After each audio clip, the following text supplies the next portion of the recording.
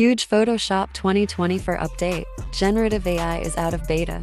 To select a new removal tool, you'll need to clarify what you want to remove. There are various removal tools available, depending on your specific needs. Adobe Photoshop offers a Remove tool to eliminate unwanted objects from images using AI technology.